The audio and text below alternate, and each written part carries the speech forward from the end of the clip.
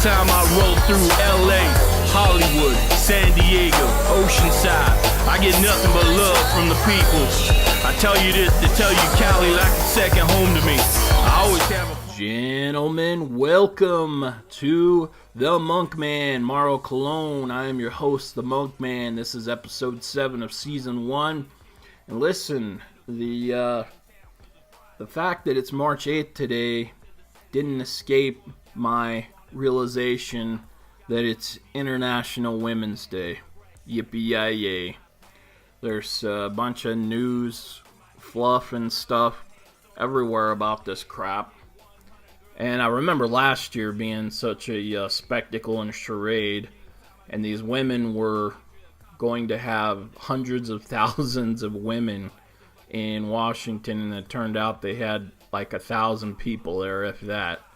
So, anyway, I'm not going to go into all of that right now, but I brought a couple stories up that I thought would be good for today, since we have to deal with this propaganda machine today. The first one, it's talking about a segment of the female population that does not jive with today's feminist, the feminazi regime, the socialist and the progressive movement, their spectacle. I guess that would be a better word. It's a spectacle. But they don't jive with this. They don't agree with the lifestyle. They don't agree with the movement. They don't agree, especially with the message that's being shared by these extremists. So there's a percentage of the population, and I think this was done mainly in the United States. It was a survey of 1,000 women, and it was put together by multiple news agencies. And what it comes down to is there's a total of 28% of the female population. So we're not talking minuscule numbers here. We're talking, almost a third of women would consider themselves somewhat to very conservative. Now, what goes along with that and what's important about that is this sector of the women, I guess you could say they're more old-fashioned. I'm not going to say that they were necessarily any better, because I know my dad and the older generations dealt with as much bullshit from women as we do today, just in a different sense, right? But this 28% of the women, they do not want to be represented with the feminist message of today. They don't want to, they don't want to have this message portraying them as part of the movement from the feminazis, and the propaganda machine that they kick out supposedly represents and encompasses all women. They do not support the Me Too movement. In this article, which I will link so you guys can read the whole thing and digest it better, but in this article they also mention that they believe their daughters in their 30s and 40s are whining all the time. I thought that was kind of interesting, because that's the way I look at it too, is these women today, they whine and complain and bitch and moan about everything. And one of the women goes on to say, if women are equal, and I believe they are, they should just work, and that will get them what they deserve. They don't have to continue to whine. So she's saying this about her own daughter. I guess got together with a group of her friends, blah, blah, blah, whatever. But she says that, she goes on to talk about jobs and supposedly the gender pay gap, the falsehood of the gender pay gap that we know exists. And she says, I expect to be paid the same if I'm doing something like driving a truck, a truck driver.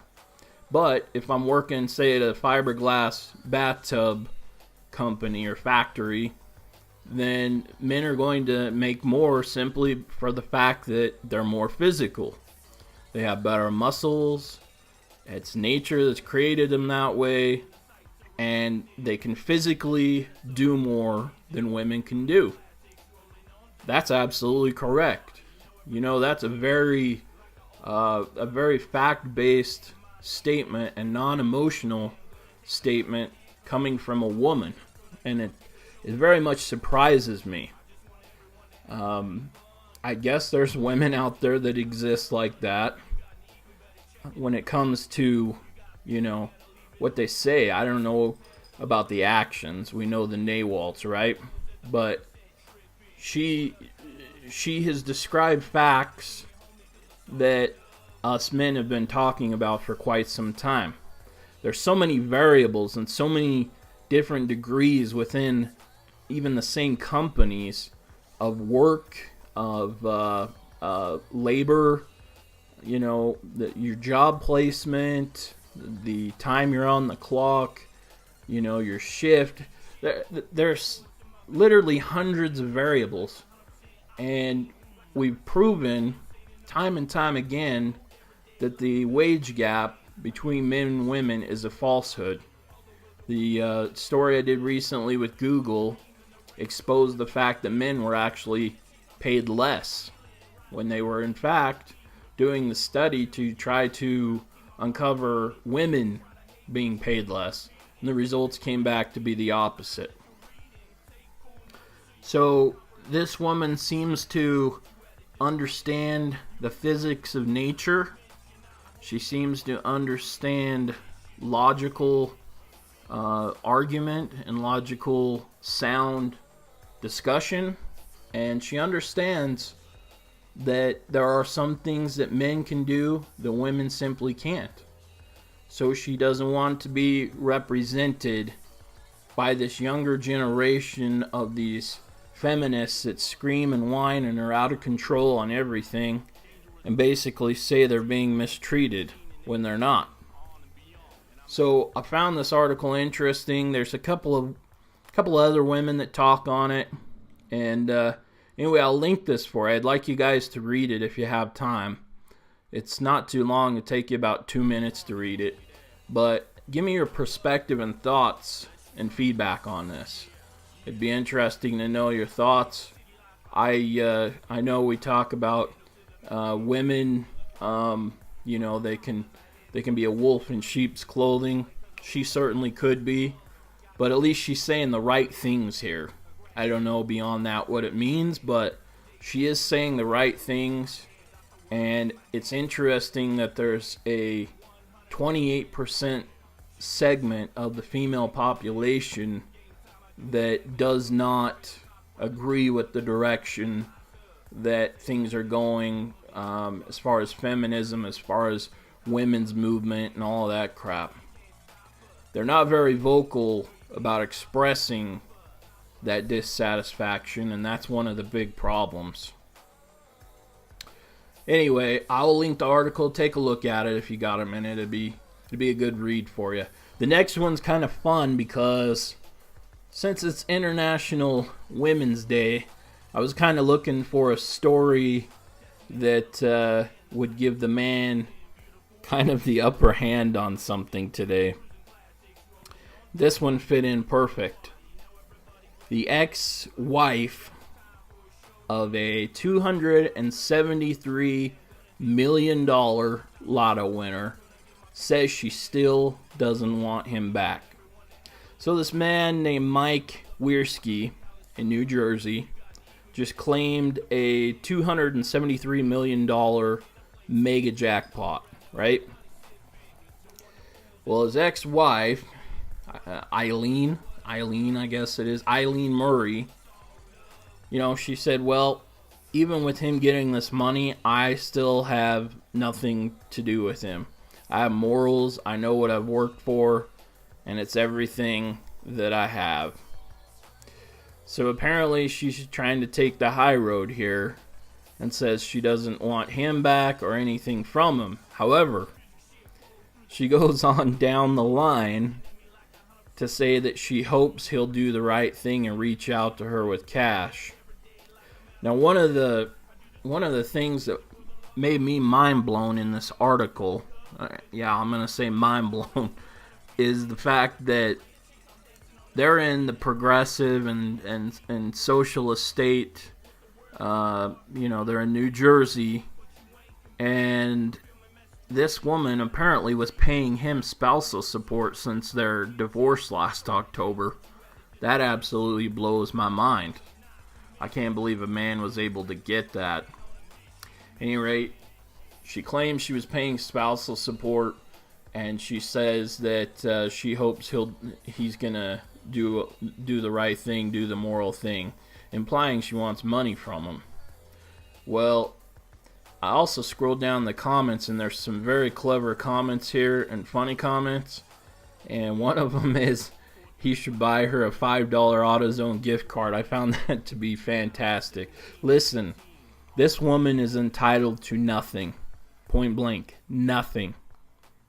If it was reversed in the situation and the man was the one paying the spousal support and the woman won the jackpot, do you think she would give him one blessed penny of this money? Not a chance in hell. Not a chance in hell. Not only that, this guy doesn't have to look good. I mean, he's really nothing to look at, right? But at this point, he doesn't have to look like anything, right? He could look like Ron Jeremy for all it mattered, right? With that kind of money, he can have nearly any woman he wants in the world. So why would he go back to his haggardly ex-wife that already drained the lifeblood from him? And you can see by the way she talks in this article how pleasant of an individual she is, right? So anyway, this guy won the money. I can promise you, Eileen, he's not looking up your telephone number. He's moving on. He can do anything the fuck he wants to do now, which is include go buy a yacht and have 15 young sluts on the yacht with him if he wants to. Your name will not be in his phone to dial. Take my word. Take my word. These women are amazing. They think they're something special. She's claiming to take the high road and that she doesn't want him back. And this bitch would just love to come and get these stacks of money from him. You know it. Anyway, hopefully these stories had some interest for you tonight. Read the first one. I'm going to link it. I think the second one is hilarious, and this guy got the sweetest revenge a man can get. So let's hope that he's red-pilled enough he doesn't try to win this stupid hag back. I will catch you gentlemen on the next episode, and I'm just going to say today, have a blessed International Men's MGTOW Red Pill Day. Peace. Got thoughts of me living like a nomad, a grass shack from my oceanside pad. Daydreaming as the wind blows through my head. Got the world in my hands, so I'm living without a care. Hit 100 girlfriends dead. She seen Sean Key, said baby take me there. Game time, I do my damn